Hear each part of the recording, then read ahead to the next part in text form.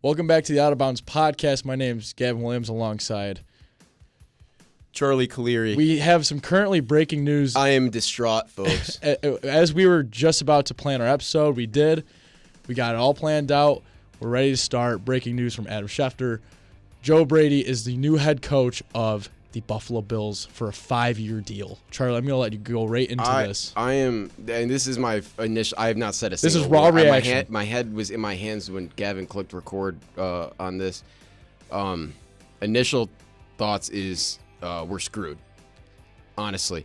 I just talked to Gav about this great plan that I had with 10 minutes ago about how I think we should take our coach year by year every 2 years, and Udinski's going to be a great option out there. And I said the three options were Dable if we wanted to be impatient, which I think was the worst move, which we were impatient apparently, or Udinski, Grant Udinski from the Jaguars, or Kubiak, sorry. Yep.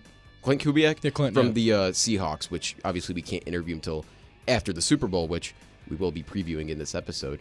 We won't be previewing in this episode, but we will be recapping the conference championship games. But I am honestly, this had to be a move that Allen had to obviously okay and be okay with, and he obviously feels comfortable enough with Brady to be the guy.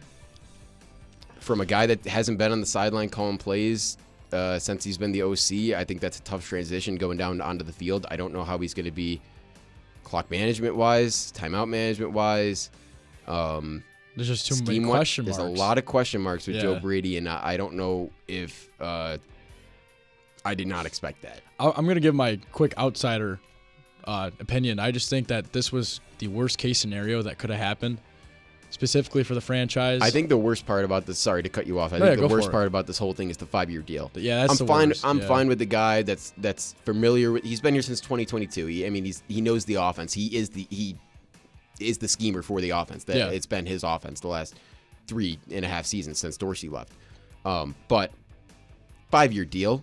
I mean, we were just talking. That's basically the last little bit of Josh Allen's career here. Yeah. Maybe a year or two extra on the end of it, but. You're basically saying Joe Brady's our coach that we're going to win a Super Bowl with Josh Allen with. And that's a bold move for the Bills to make. And also to say, hey, there's not going to be a better coach within the next 5 years. Obviously, we can dump Joe Brady, but we're going to be paying him. So that's a decision that, once again, Terry Pegula had to be comfortable enough with. What a full circle moment from last week, talking about McDermott, that raw reaction from him getting fired on the Monday. Coming in on Wednesday talking about it, and now full circle on Tuesday. I thought it would be 2 more weeks to the day until we hired our next head coach. At least wait to interview Kubiak, but they didn't like Udinski enough apparently, and they didn't like they didn't want to wait for Kubiak and didn't want to bring back Dable. So Joe Brady's the guy, and I guess I don't know. I really don't know. I do have a direct quote from one of the correspondents. His name's Connell Williams. He says, "The sorry ASS franchise just booked their ticket to never winning with Josh Allen, and I'm just here to witness the downfall once again." In other news, the Raiders have now completed their second interview with Giants head coach Brian Dable. All within the last 5 minutes that has happened. Wow. I mean, I saw that notification, and I'm glad that we just decided to click record on that to get the live reaction, because I wish there was a camera in here to see. I wish there was too. I almost flipped the table over. Not like on purpose, but I like my spinning of the chair to put my head in my hands almost knocked everything over. So not feeling great right now, especially what we're going to be talking about. I don't feel great. Yeah. And we were supposed to have a little lighthearted start to this. We still will to this episode. We're gonna get past it. Just a little 5-minute delay. My mind's gonna be scrambled this whole episode, folks. I hope you guys know that. I am rattled right now. Yeah. Wow. I'm speechless. Honestly, I'm in shock, man. I can't believe this. Like that's a big moment in our franchise history, obviously, and that's huge. And 5 years is a lot of time to give a coach when you're not willing to commit to a number 1 receiver. Wow. Way to say that. I think that's maybe the quote of the episode. That if might you be. Want to timestamp it about 4 minutes in, 4:30 in. Timestamp. That's the quote of the episode, I think, right there. I don't know how you can give a coach a 5-year deal when you can't commit to a single position group Mm-hmm. Except to for get one. number one. Yeah. That's all I'm saying. So good for him. I hope he does well. I think the offense was good enough under him for him to, obviously he was, I mean, the Saints, the other finalist besides Kellen Moore for the Saints job last year, so has had some looks for head coaching jobs, but I'm fine with them staying here. Gotta go find a new OC now. Yeah, got to go find a new OC. Not sure who it's going to be. Maybe Davis Webb. I wouldn't be shocked because Davis Webb, former Bill, friends with Josh Allen, and he was getting some actually head coaching looks from some teams. I think the Cardinals and the Raiders included in that also as well for their OC. So wouldn't mind Davis Webb actually coming in and being our OC, but obviously big change with Joe Brady coming in. A lot of little things that need to be fixed. First time the Bills have had an offensive coach in I don't know how long. Chan Gailey maybe. Yeah. I don't know. Rex Ryan wasn't really not really. Doug Marrone. Oh, Doug Marrone was our last offensive Syracuse coach. legend. And look how that offense ran. So here we go, and guess you it's just the talked about Joe Brady era. You just talked about the Arizona Cardinals. Now I'm going to give a little shout out. Jonathan Gannon, defense coordinator for the Green Bay Packers. Yeah, shout out. Great pickup. I like it. We're moving on though. Well, not only the Bills offensive coordinator, but our special teams coordinator as well. Our special teams coordinator went to Miami. He did. Yes, I didn't see that. Tabor. He went to Miami. Is he staying with the special teams? Yep, he's going to be their special teams coordinator. They're really doing a good job down there, Miami. Loss.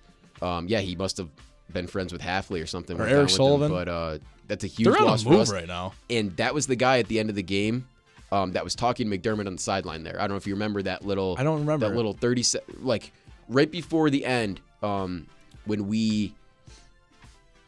I think he was right for the field goal or something. I think we were getting ready for the field goal or something, and I remember Tabor ran over to Allen and they showed them on the sideline. But little did we know that was going to be the last moment for both those coaches. Yeah, wow. As Buffalo Bills coaches, but wow, a lot of changes here. But distraught. This episode right here will be our conference champion. Let's shift gears now. Yeah, we'll shift gears. Will be our conference championship recaps. Yep. And we will be previewing the Super Bowl, but as always, the last few years, it will be next week. It will be, because we have a week in between. We have a week in between. Excited about that, but we're going to play a little game to fill the time a little bit in here. So we're going to start with some trivia, and then we're going to go into the recaps. If you want to just, you're not a trivia person, that's fine. Just skip ahead. Talk about we're going to be talking about the recaps in about 10, 15 minutes. Yep. We're going to start with the AFC game. Secondly, go with the NFC game if you're an NFC person, but start with the trivia here. Okay, let's do it. I'm going to be giving all these to Gavin, and then next week, he's going to be giving me Super Bowl trivia, which is going to be next week, fun as well. That'll be a lot of fun. He's got an idea for that, which I don't know. I get a whole week to plan this out. This is going to be exciting. Yeah, so starting right here with the first question. This is not a graded quiz either, Gav, so don't worry about it. Okay, yeah. But I am going to be a little stingy with your answers. First time you give me an answer, that's the one. Okay. Wow. This is all conference championship trivia. All right. AFC and NFC. Okay. Who is, in the AFC and NFC, the most common matchup in a conference championship game? In history? Yes. This is all in history. Okay. I'm going to say the Patriots and I'm just going to put Patriots Broncos in there. Okay, so it is Patriots Broncos, but they're tied. Okay, so my other guess. 5 other games. Wow. 5 other matchups. So do you want me to just tell you those matchups? Can I throw in one guess to You could throw up. Yeah, you could just throw one more. until you get it wrong. I'll let you go. So Patriots Broncos is one, which their third game tied the record this Sunday. Okay, I'm going to throw the Niners in at one of the slots. You're switching to the NFC now. Switching to NFC. I think the Niners are a team in there that have just as much. And I'm going to put in. So that one is 3, Patriots Broncos. 3 times that's happened. Okay. 2013, 2015, and 2025. Okay. 2026. I'm going to say Niners Eagles. Not Niners Eagles. Okay. That's my wrong guess right there. That's your wrong guess. So the NFC is Cowboys 49ers with 6 times. 6 times those teams have played those were the 90s, 80s, yeah. 80s, 90s for sure. Yeah. And then the AFC Championship is a tie between, like we said, Patriots Broncos, the Oakland/LA Raiders, and the Pittsburgh Steelers. Steelers lead that series 2-1. Okay. Broncos versus Browns. Really? The Broncos lead 3-0. I think the first 3 times the Broncos went to the Super Bowl, they played the Browns every time. Wow. What are the odds? Colts Patriots. That was another one of my 2-1. guesses in the Patriots Steelers. Patriots lead at 3-0. Okay. And Chiefs-Bills, which is 2-1. Okay. 2-1 because we played back in the 90s against them in the That's AFC true. That was my dad's last so, ever game at the Ralph. Wow. Fun fact there. So there's that. And then the second question now we have for the conference championship. It's an interesting one here. What is the both highest scoring conference championship game in history and the lowest scoring game in conference championship history? And I will say this. I'll say in the Super Bowl era because the answers are the 1940 title game and the 1948 title game, respectively. 7-0 and 73-0. Do I have to guess the teams? What? No. That's the 1940 and 1948. Oh, so the next best in the Super Bowl era. Yes, the Super Bowl era one. Am I saying combined points or the score? Combined points. Combined points. Okay, so I'm gonna put combined points. I'm thinking there's a little shootout out there. I think there's like a 76 point for the highest. All right, what's the year? Sorry, what's the year of that game? Yeah, of the game that happened. I'm gonna say 2013. The answer is the 2025 NFC Championship game that we just watched. It was the highest scoring conference championship game of all time. And what was the total of that? It was 27-31, I think. Oh wait, sorry. It was the 2025 between the Eagles and the Commanders. Oh, the 55-23 game. Yes. Okay. That was the highest scoring one. The second highest was the Bills. That was 77. That was close. 51-3. Now the lowest scoring. I'm gonna say that was like I'm gonna say it's a 9-point. That's a 9-point championship, a 6-3. 9-0 in the 1980 NFC Championship game between the LA Rams and the Tampa Bay Buccaneers. So I was only 1 point off in both games. The second, the 2026 AFC Championship game between the Patriots and the Broncos. I mean, isn't that incredible that we had such a difference? I mean, I know that the Seahawks Rams, it was one of the highest, not the highest, but isn't that crazy how big of a difference we had? In two close-ish cities with the weather that they had. Yeah. One was swamped with snow in the fourth quarter, which we'll talk about. Mm-hmm. The other one, totally clear conditions, and the offenses were rolling. They were. And the thing that was funny is I saw the biggest meme from this was the AFC Championship was the JV game before you watched the varsity game. I agree with that, but some people don't. Some people don't. I get it, but I just thought that was funny. Next question here. What is the only NFL team to never make a conference championship game? That is the game? Houston Texans. It is the Houston Texans. Thought that was probably the easiest That's one. That's a layup, on this list, but I had to ask that. They brought that up a lot when they played the Patriots in the divisional. Yep. Who has the most coaching wins in a conference championship game, and how many? I gotta throw Bill Belichick in this conversation. It is Bill obviously. Belichick. He has 9 wins. 9 wins, yes. 9-4, and they're all with the Patriots too. They are, yeah. Oh yeah, because Brady went to 9 with the Patriots. Second, Don Shula with 6. 6. Six total? He's got 3 more. Belichick has 3 more conference championship wins than the next highest. And then you get Tom Landry with 5. Mm-hmm. And then you get Andy Reid with 4 and Chuck Noll with 4. So some elite company on that list, obviously. Bill Belichick being probably the greatest coach, winningest coach of all time. Mm-hmm. Yeah. Maybe not the greatest, but definitely one of 6 Super Bowls. I think it's fair to call him the best. I don't know. Hard to say that. I think it's hard to say that when your quarterback was the GOAT. I think it's hard to have a GOAT at the same time. That's true. But that's also a question right there. Did they have the GOAT at both head coach and quarterback at the same time somehow for both the primes of their career? I don't know. That's a question for a later episode. Question of the day, maybe. Most passing touchdowns in a conference championship game in a single game. I'm going to put a 5 in there. I don't think it's too high. I think it's going to be 5 by Tom. It's 5. But it's by Kerry Collins. Okay. Giants versus Vikings, 2001. Okay. Yeah, and then all-time Tom Brady, 21. So wow. Just that little number right there, which is incredible. That's That's a lot of guys' seasons. Who has the most rushing yards in a conference championship game, single game? You know what? I think I'm going to throw this answer out there. It's definitely not it. But you know what? I'm just going to remember the heartbreak like no man. Raheem Mostert. I'm going to put him in this conversation. He shattered it by 26 yards. Yeah. 220. And I did not mean for this. I didn't know when I looked it up. That's a fun fact, though. I witnessed that one 220 yards, 2019 Not NFC Championship game. One of the best individual performances ever in the I think playoffs so, or in a football game ever. Yeah. Just happened to be in one of the biggest stages. also propelled his career forward a lot. Got him And then that Wilbert deal. Montgomery in the 1980 NFC Championship game, which we just talked about, had 194 yards. Wow. 194 rushing yards. So they were just pounding the rock there. Let's go to receiving now. Who is the most receiving yards in a conference championship game?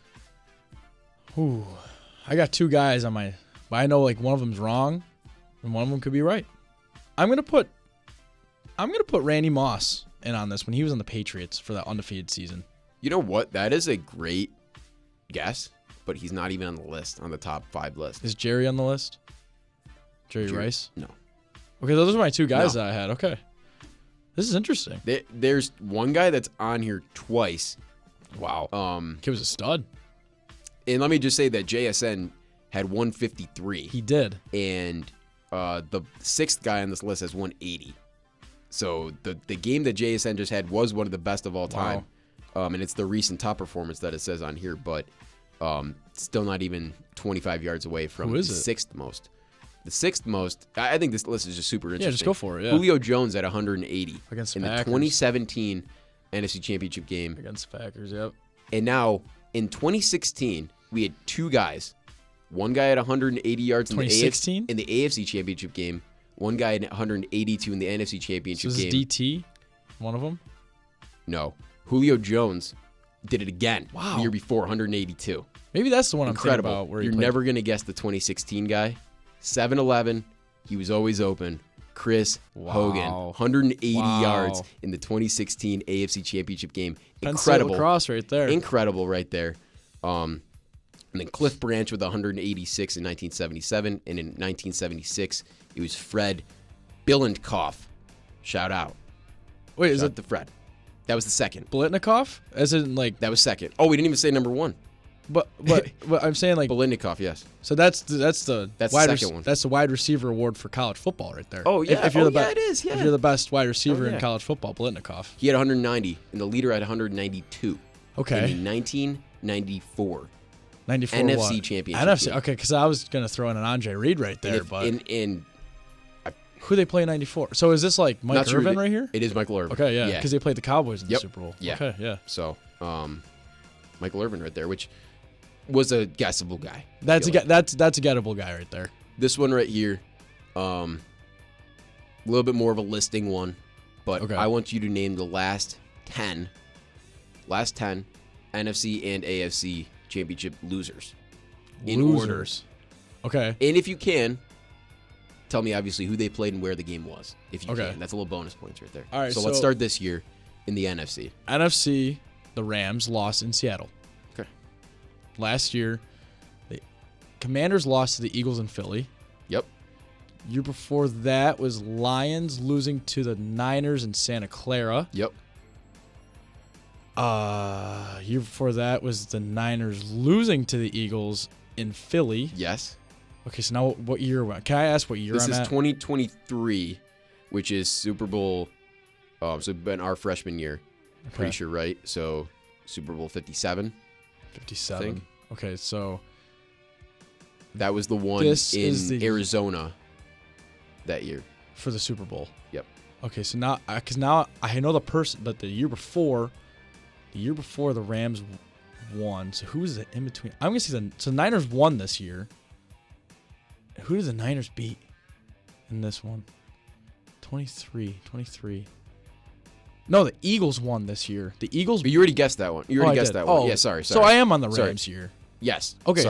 Sorry, I totally messed you up there. No, it's fine. So the Rams. The years are weird because it's hard to like. Yeah, because of the seasons. I know the Rams won. I'm trying to think who they beat. They did.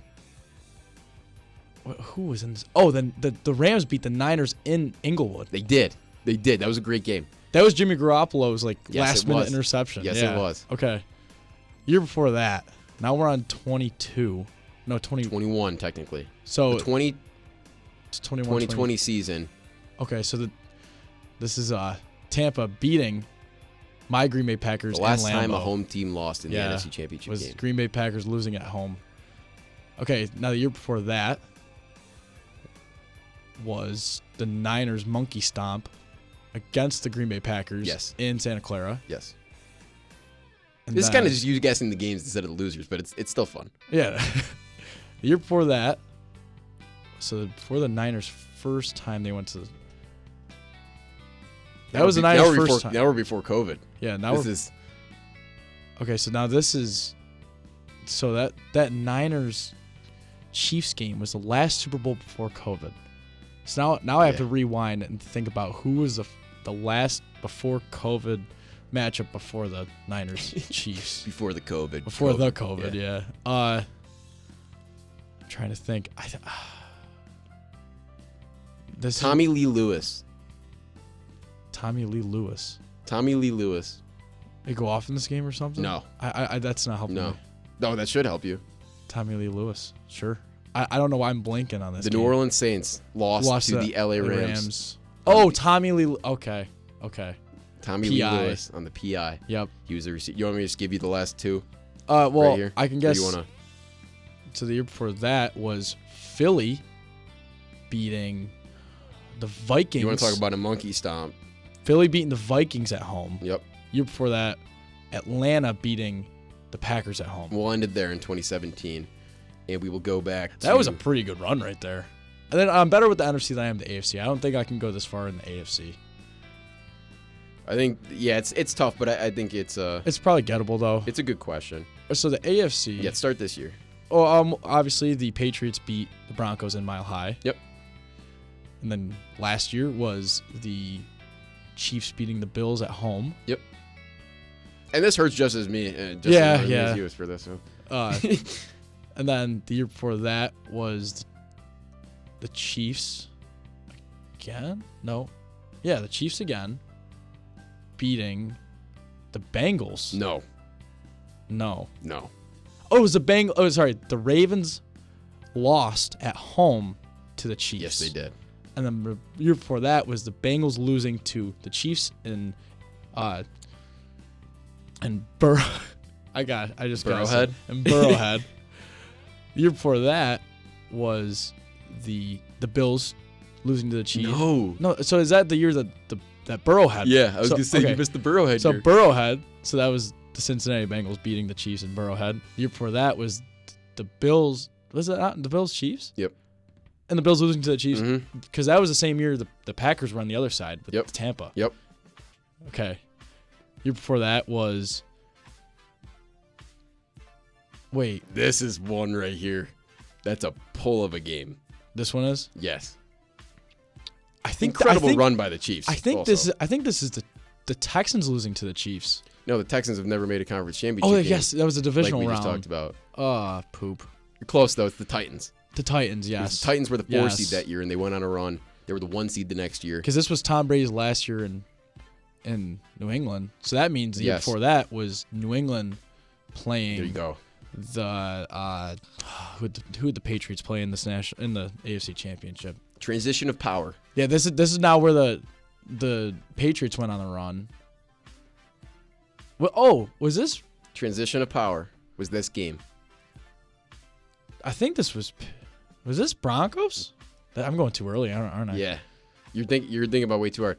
This was the game that bridged the gap. Overtime. The overtime game against the Chiefs. Yes, this is the game that bridged the gap between the old era and the new era. I think that was the moment. That was in right there in Arrowhead. In Arrowhead, yeah. Yep. The game where the last time I actually rooted for the Chiefs. Yeah. Was that game? So. Okay. Yeah, this is Rex Burkhead's overtime touchdown. It was. So now what year are we at now? This is 2018 technically. So okay. Two more games you got to guess here. So this was Patriots at home against the Ravens? No. Is that the year before? No. Oh no, this is Peyton right here. This is no. Okay. No. So this is 2018. This is Saxonville against the Patriots. When they beat the Steelers. The Steelers. They beat the Steelers. Yes. That was the Triple B's, their best season that they got to. So the year before this was the Steelers, right? Yeah. And then the year before that was the Broncos beating the Patriots in Mile High. Yep. I don't remember who was 2015 though, or wherever. That was Patriot. That was Deflategate. Deflategate. Yeah. Okay. So now we're back at for the NFC, but there we go with the trivia right there. So I think I don't mean to toot my own horn. That was probably some of the best trivia I've performed. I think so. I think so for sure. I think that was definitely wasn't one of the hardest ones, but they were definitely made you think. They're the gettable ones. Some good questions. They were all gettable. Yeah, I hope you guys enjoyed that, listening to it. And now let's get into, quickly, get into the AFC and NFC championship game recaps. Starting with the AFC in Mile High. Patriots taking down the Broncos 10-7. Both the teams that I picked were wrong last week. Gavin got one of them right. Yep. And the Patriots won 10-7 in a wild game in Mile High. Yeah, so obviously the story of this game was Jarrett Stidham starting his first game since 2023. Tries to lead I'm going to say injury-riddled just because of the starting quarterback position, but a very, very dominant defense in the Broncos, trying to outlast New England Patriots. Didn't get too crazy. I think that Stidham played a pretty decent game for his first start in 3 years. Had a pick, had one more that could have been a pick. But the Patriots, it was really just the story of the run game. He had a pick, but that was desperation time. Yes, it's a pick, and it wasn't a great throw, but it was desperation time at least. Yeah. So he was trying to at least get the ball downfield. But they started this game on a crazy drive to start it, and it throws it right to Cortland Sutton in the back right corner of the end zone. It was one hell of a way to start if you're a Broncos fan. You're like, whoa, we might have hope. And then it was just kind of a dreadful game. First quarter ends 7-0, and then the Patriots find a way to put Stidham in uncomfortable spots. They blitzed him so many times in this game. All of a sudden, he did this throw like 2 or 3 times throughout the game where he did a basketball pass with the ball. And then, and there was a backwards pass. That made me so mad on the one play at the end where he shoveled that. And he called him a homie. And so it was a backwards pass. Patriots pick it up. They take it into the end zone. Don't know what happened. It wasn't a dead ball. They just took the touchdown away. Drake May gets his run into the end zone, ties it up. Then it was just very, very slow. We got into a missed field goal from Lutz before half, which then translated to a missed Borregales field goal. I was going to say, and then another missed field goal, because I was worried at that point when, obviously, if you're watching the game, the wind was just unreal. It was whipping. And this is when the weather starts to affect the game. Yeah, and you know what? I think, not to cut you off here, but I think a lot of this game, which was the difference between the AFC and NFC, and I'll cut back out after this, was the execution by the coaches, especially. Yeah. And the decision-making that the coaches had. Yeah, because the Broncos had a chance to go up 10-0, went for it on 4th down, and that didn't work out. But we get after halftime. Patriots are looking to, just get it rolling finally. And it's just not able to happen.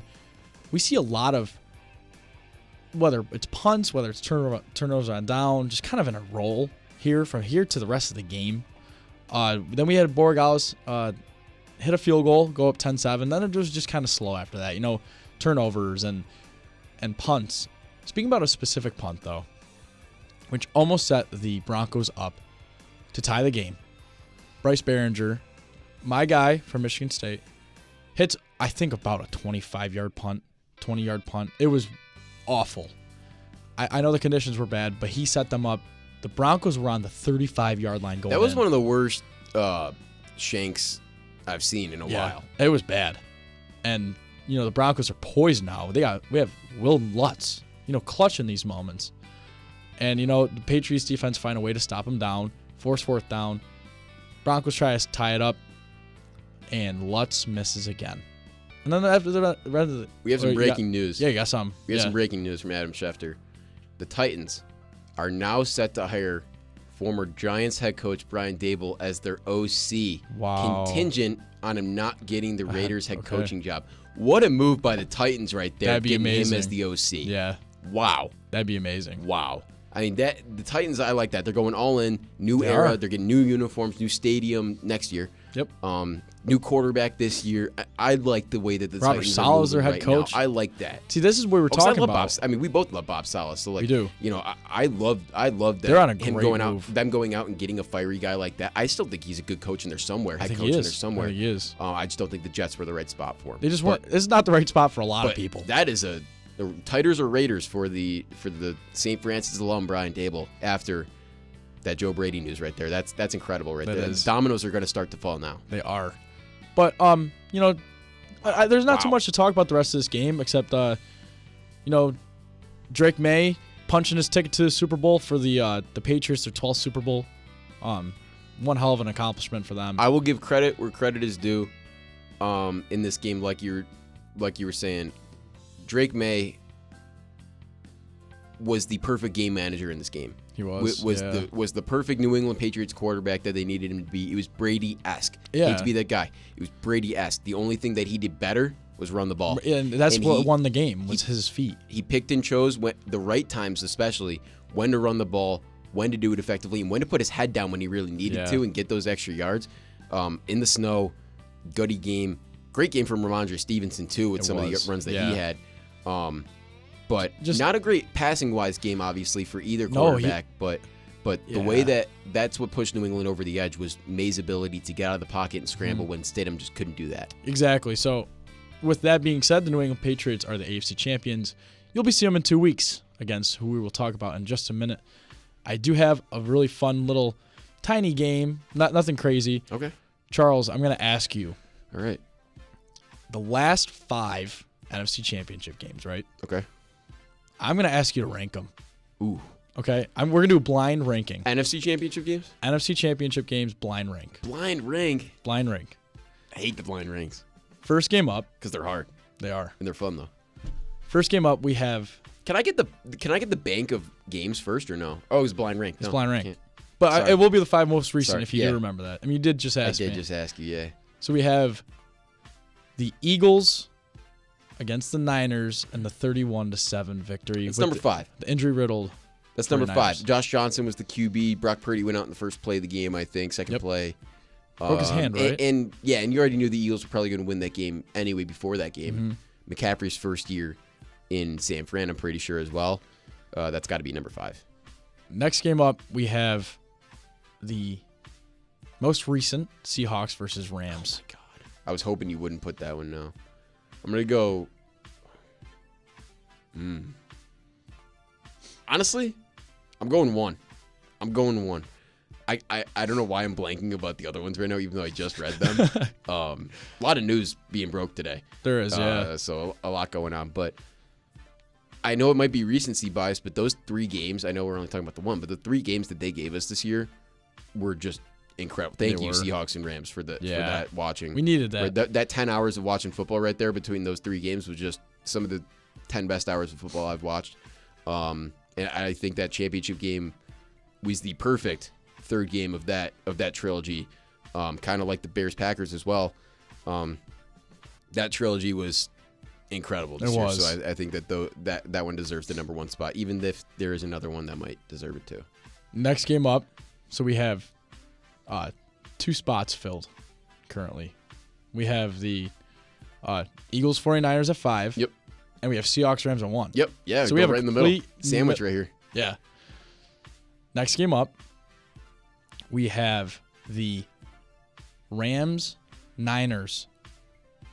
This is a great game as well. Came down to the last play. Niners got the ball with a chance to win it at the end. Garoppolo threw that pick. Not sure who got that pick though. I don't remember who got the pick. Lake? No. I don't know. I couldn't tell you. Besides the point. Maybe it's Eric Weddle. Could have been Eric Weddle. Could have been. It might have been Eric Weddle also. But I'm gonna put that at 2. Okay. No, 3. 3? I don't know. I can't remember the other one. I'm gonna put it at 3. 3. Yeah. It was a good game, not a great game. Okay. So the next felt game. A little lifeless, that game. All right. I think in SoFi, it felt like a neutral site game. A lot of Niners fans. Next game up, we have the Eagles-Commanders game from last year, the 55-23. Yeah, it's 4. It's got to be 4. I mean, it was hyped before, and it was hyped for a little bit during the game. Saquon had that big run that was fun. Yeah. They didn't have that in the first game, so it's got to be a little bit better, so probably 4. And then what you're opening up and leaving at number 2. Number 2, yeah. Is the Niners comeback win against the Lions, a 34-31 Yo, game. yeah, I think I ranked it perfectly. I think you did. Honestly. I think you did. I think, I forgot about that game. That's the one I was... Because I honestly thought for some reason it was the Packers-Niners game with the Mostert one that we just talked about. But that, I don't think would have been worthy of the 2 spot. No, wouldn't have been, yeah. But that game for sure, I think, is worthy of the 2 spot. I think I ranked that right. So this is where I bring up my next point. This is the best NFC Championship game that we've seen in years. Oh, I 100% agree. And we said that last week, too. Yep. One of the most hyped up NFC Championship games of all time. Lived up the hype. A lot of people are saying it's a good game when people are saying whoever wins this game is probably going to win the Super Bowl. Yeah. Even if it true or not, obviously same amount of chance for the Patriots and Seahawks now, but going into the game, that's always a fun thing, and I think the game lived up to the hype and exceeded it, honestly, with everything that happened. So those teams were great this year, and that was a fun NFC Championship game, which we'll get into right now. Yeah. Wow. Just wow. 31-27, Seahawks take down the Rams in front of the 12s at home. That crowd was unbelievable. It's one of the best. I got to go to a game there. One of the best atmospheres to play in, probably, to be in. Shout out to our Colts correspondent, Ian Kennedy's uncle, who is a Seahawks season ticket holder, all right. Kraken season ticket holder, and he was at the game on Sunday cheering on his Hawks. And I will be cheering on the Hawks for Ian Kennedy and for the non-Patriots fans in the Super Bowl, which I presume that most people will be agreeing with me in America, I feel like. But the Seahawks did win this game. It was a great game. One of the best games we've seen in the last at least 5 years. At least 5 years, maybe 5 10 years, yeah. Matt Stafford. Let's start on the Rams side here, on the losing side. Matt Stafford, let me just say, what a great guy. What a great dad. Going home after the game, 2:30, kissing his daughter's. I mean, it's what you expect a dad to do, but, just knowing shows you that, the type of guy he is. This reminded me of Jason Kelsey, too. When Jason Kelsey lost and they were like, oh, Uncle Travie won. There's got to be so much gratitude in that moment for you. You're like, well, I'm still, at the end of the day, he's really sad about, losing that game, but, he's probably flying back to home and saying, I got a good life. Yeah. I got a good life. And if this is it for him, great career. One of the most underrated careers of all time. I will stand on that. Yeah. And he is a Hall of Famer. He is 100%. This game, he threw for 22 for 35. Not the most efficient that we've seen from Stafford this year, but in a championship environment, you take in anything. that environment against that defense and that secondary. 374 passing yards, 3 passing touchdowns, no picks. Yep. Took a sack, 127 QB rating. Exactly. On the ground, Blake Corum. Your guy. He's their leading rusher, my guy. Mostly was led by that one long run that he had for 19 yards. He ended with 9 carries for 55 yards. Kyron Williams finished with 10 carries for 39 yards. Matt Stafford had 16 of his own with that 13-yard rush that he had. I love the 4th down rush, too. Yes. And then, putting his body on the line, that was awesome. That reminded me of the Matt Stafford that broke his shoulder. In Detroit? Yeah. Oh, yeah. And receiving-wise, 2 of the best wide receivers of this generation. One of them, I'll let you talk about him after the game, what he was going through. Puka, 9 catches, unreal. One of the best dual wide receiver performances we might ever see. 9 catches, 165 yards, touchdown. That one long one after Woolen. Right after Woolen made that costly mistake that brought the Rams back in the game and almost brought them back to win the game at one point. The whole sideline was yelling at Woolen. Devontae Adams, your guy, including Matt Stafford. Devontae Adams, your guy, 4 catches, 89 yards, 1 touchdown. And then a few other key performers for the Rams. Colby Parkinson, pretty big day for them. So he had a good day. Huge catches. Big drop, also too. Big drop, though, at the end. Big drop. Also big drop, though, at the end, which could have been a walk-in touchdown. Honestly cost him the game. Yeah. But he had 62 yards receiving, along with 40, that long one that he had. Kyron Williams with 22, Tyler Higbee with 12. Defense played all right. Forced a fumble from Landman. It wasn't too. It was a shootout. Yeah, the defense was still like it was solid, manageable enough. Want to move to the Seahawks side now. Let's talk about Sam Darnold. Unless you want to talk about Devontae Adams. I do. I just want to say one thing. I feel for the guy. I feel for him. You can see him. You can see his emotions in the locker room. He was choked up, bawling his eyes out. He's 0-5 in NFC championships. 0-5. You got to feel for the guy. He deserves a ring. And this was the year I thought he could have gotten it. Truly. I mean, yes, back to the 2021 year with the Green Bay Packers, that was his best chance until this year. Devastated for him. I really wish he got this ring. I feel bad. I just do, because if he retires without a ring in his career, I just don't want that to be taken away from him, because he truly is one of the greatest that ever stepped on the field, in my opinion. Loud bias there, but at least in my franchise's history, he's the best to ever. Lace him up in the green and gold. So, Devontae, feel free, man. Just got to come back next year. He's one of those guys that, you watch him play and you're like, wow, we get to watch Devontae Adams today. Yeah. Route running. Yeah, it's just Everything. he still has it. He does. You know, people went into this year, including me, doubting him, saying he's just a wide receiver 2 now. It's a 1A, 1B, and it's somehow with Puka, you have works. a 1B. Somehow with Puka, you have a 1. I mean, like we talked about last week with that trilogy that they have, Stafford, Puka, and Devontae, one of the best 3 trios we've seen. They proved it in this game. 250 yards receiving combined between the two. Yeah. Will they come back next year just the same? Will it be a little bit more of a Depends if fall Stafford off? comes back. It all depends on Stafford, like I said. But Seahawks going to the Bowl. Let's talk about them now. Yeah. Sam Darnold. Shout out to Sam Darnold, first starting QB from the 2018 draft class to go to the Super Bowl with the likes of Baker, Josh Allen, Lamar, Josh Rosen. Shout out. I think that this is the biggest slap in the face to Jets fans right here. And it is the biggest slap in the face to Jets fans, obviously, which this whole season was, I think. This season was just a big slap in the face to Jets fans. And the Patriots and Sam Darnold in the Super Bowl, I mean, it doesn't get much worse for Jets fans. I was going to say, it'll only get worse if the Patriots win, too. Actually, yeah, it'll get worse either way. But I feel like they would, some of them probably still root for Sam, if I was a Jets fan, I'd root for him. I don't think the worst thing that he did for your franchise was saying that he's seeing ghosts against this team, which he is 0-4 against, by the way. Wow. Never beat them, but he is the first starting QB from that class. Did people forget his Niners year? That's what you said before the episode. That was pretty funny. I'm pretty sure the person who asked him the question was Scott Van Pelt, which is one of the best journalists ever. And then Sam Darnold's like, what about my Niners year? That's incredible. Yeah. That's incredible. But he balled out in this game. He did. 25 for 36. What a career resurgence for that guy. Yeah. 346 passing yards, no picks. Took 3 sacks and also 127 passing grade. I mean, very, very comparable stats here between the two teams. Kenneth Walker. My guy. What a game for him. He was eaten in this game. 19 carries, 62 yards, and that touchdown. The first touchdown. First touchdown of the game. Yeah. JSN, 10 catches, 153 yards, and a touchdown. Most yards and a half in an NFC Championship game. Unreal. Puka had more yards than him. I didn't even talk about him earlier, but winning performance. You got to touch on that guy. Rashid Shaheed had that one catch for 51 yards, which was huge. Opened up the whole game. Yep.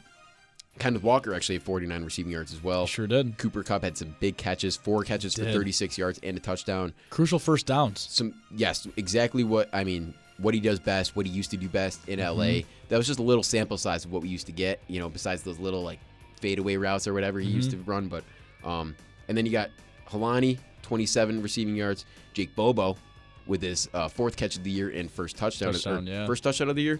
17-yard catch there, and AJ Barner, my guy, 2 catches, 13 yards. So everybody eats on the Seahawks. Everybody did eat. Everybody eats. Helani stepping in there after Charbonnet got hurt. That's going to be something to watch too for the Super Bowl. Will Charbonnet be healthy? Helani played well though.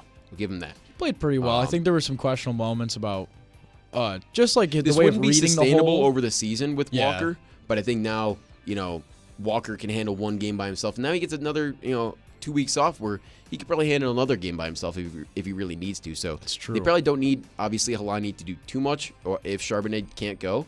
But they should feel pretty confident still about their run game if Charbonnet is still injured. Kenneth Walker's amazing. He's just an amazing running back. Yeah. And he's the kind of guy who he's not as diverse in ability when it's like CMC, but he's got he's a nice tier B guy when it comes to receiving ability as well. And I think that's something that really helps the Seahawks team because they like to air it out a lot. Kubiak's offense is pass heavy. It's gonna be a great Super Bowl. And we will touch on that next week, previewing that. But just want to talk about the Seahawks defense real quick. Yeah. Ernest Jones, unreal game, 6 tackles. Devin Witherspoon, 6 tackles in the game. Also. He was everywhere. He was flying around. And then I want to touch on DeMarcus Lawrence. Shout out. Going to your first Super Bowl. Just playing your first NFC Championship game, championship game in general. He said it last year. He said, "I love Dallas more than almost anybody." He said, "But I'm not going to win a Super Bowl here. I'm not going to get to a Super Bowl here." First season he leaves, gets to it. Super Bowl. Shout out to him, one of the best defensive players of this generation. I will say that one of the best. He really defensive was. ends. Yeah, is. Leonard Williams also going back to the Bull, former Jet as well, Reek Woolen, Julian Love, but they got an insane defense over there. They do. And not to spoil my pick, but I do think that the Seahawks are going to monkey stop the And Patriots. Charlie knows one of my favorite things in the history of the NFL, and I just mentioned it last week because it was in part of my prediction, but We're getting it again. Charlie, what do I love? I love Super Bowl rematches. Yep. I do. And this is one of the best ones of all time, or in some people's minds, the best Super Bowl of all time. So it's in there for a lot of discussion. Going to be hard to come close to that game. Yeah, that was with everything that happened in that game. I think it's. Let me ask you a question. Yeah. Okay. I think you're probably leaning New England, maybe. You're rooting for New England at least. I am, yeah. Do you think this game is more likely? So I'm talking about the Seahawks' 2 most recent Super Bowls. Do you think this game is more likely to be like the Patriots game, a close one that comes down to the last play, or one that's done in the first play, like the Broncos one? That's a really tough question because those are 2 polar opposites. That's what I'm saying. They played 2 polar opposite Super Bowls back-to-back years. Yeah. I really do think that different results. I think that this is just right in the middle of it. I don't think I can go to one side. It's a cop-out. That's fair, though. I think I'll say it will be more like the second game, and it'll be closer, but I think it'll be a little bit more dominated, but not to the extent that it was against Denver and MetLife. Kind of like the Seattle-LA game. Yeah. Like Seattle was up by 10, 7, 4 at the end the whole game. Mm-hmm. Rams were just slowly creeping back, but they just didn't have enough at the end there. You're thinking that's what it's kind of going to be? Maybe a little bit more.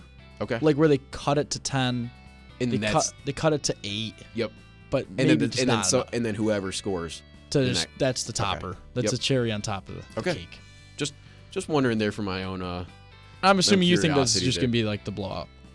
I don't know. Okay.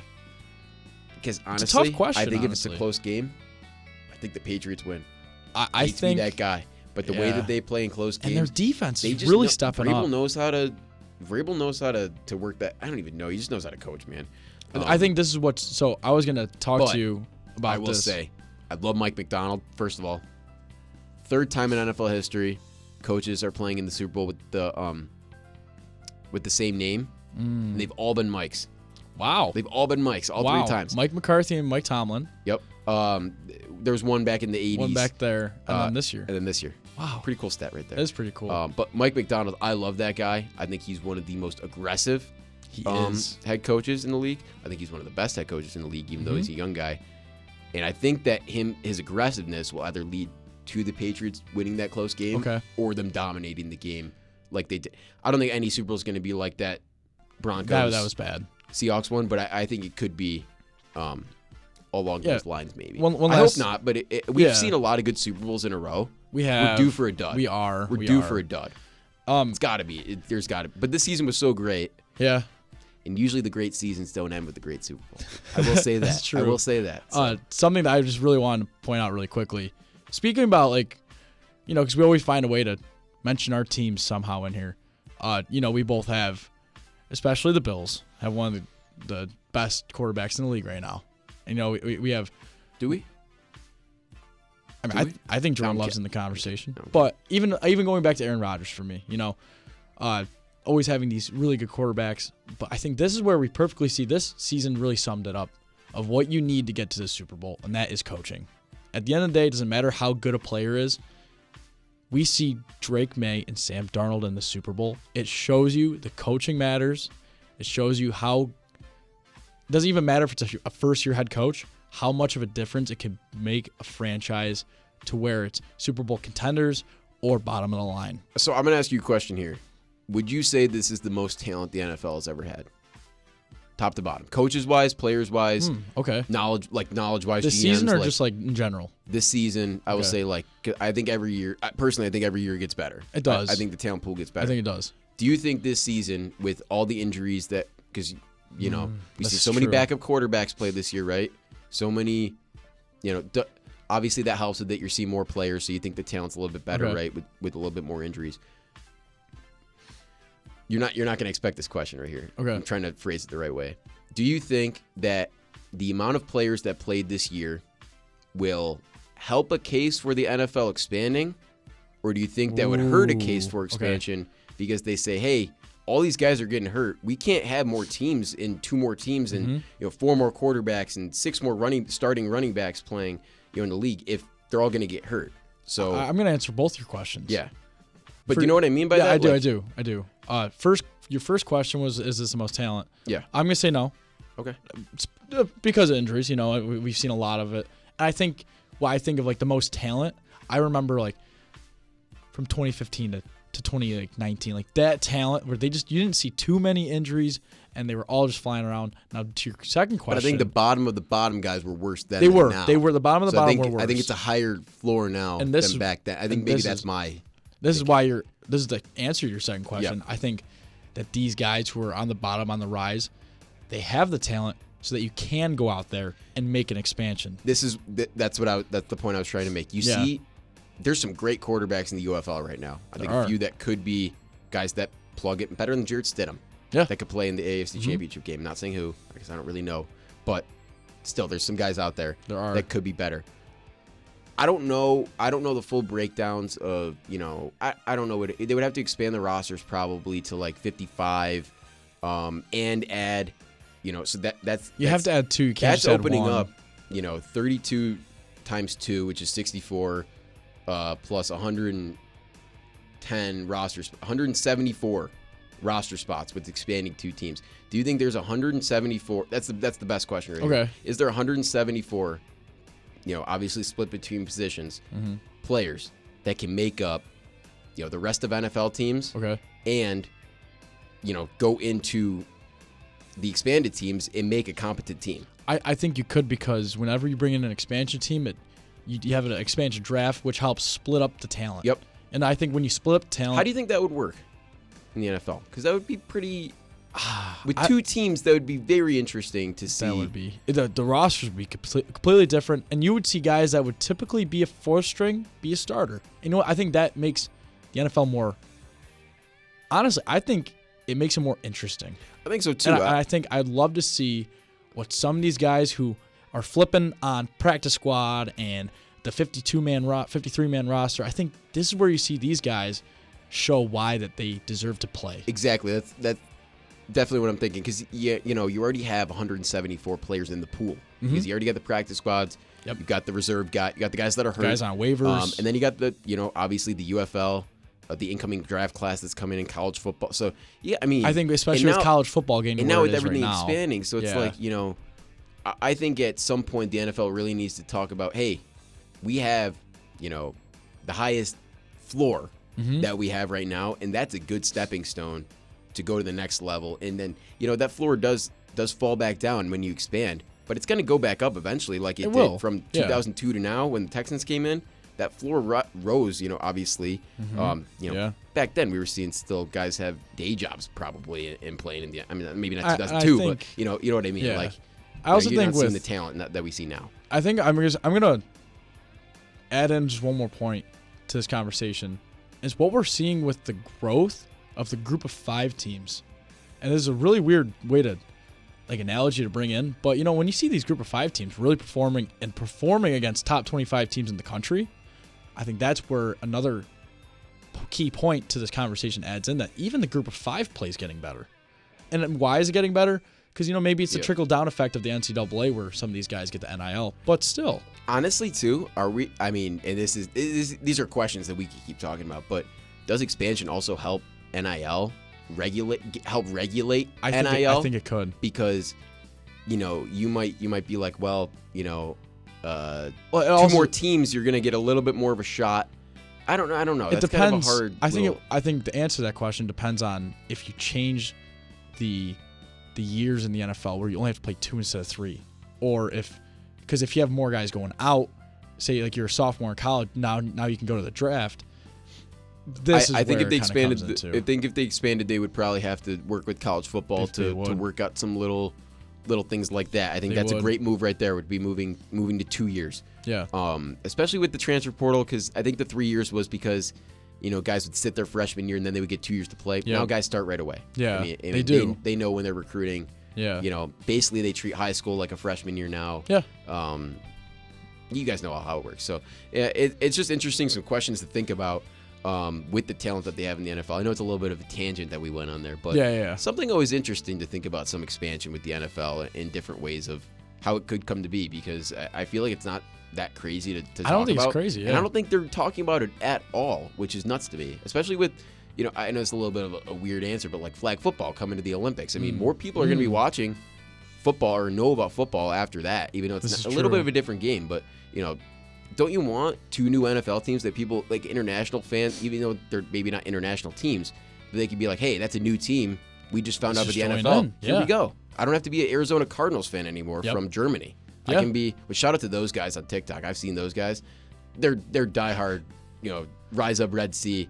Those guys. I don't know if you've ever seen those guys, but they're awesome. I don't think I have. I think that'd be a good way to tie in the international fans to be like, hey, here's your new teams if you want to be, or just new NFL fans in general. There's a ton of new football fans in the last 5-10 years. Why not make new teams? There's only gonna be more fans every year too. Yeah, right. It's only growing. Right. So I don't know. I think expansion should be either expansions to the rosters, which I think should be done with all the injuries that have been happening. I think 55 should be 53 is such a stupid number. Why are we doing that? Put it right in the middle. 55. There we go. I think that's So we might just have to get hired as like commissioner and president. I think of the we NFL. should, because if you didn't listen to our college football playoff episode, talked about the perfect college playoff format, which go check out that episode if you haven't yet. Yep. And as always, follow our Instagram at Out of Bounds Podcast with a dot between every single word. Check out that. Check out BSN. Check out everything that we do. Yep. Shout out. I'm excited for the Super Bowl. We will be back with another preview episode. We might be back with another episode before the preview, but for now, bank on our preview episode for the Super Bowl 60. Yep. Next week, Patriots Seahawks in Santa Clara. And as always, have a day. Have a day.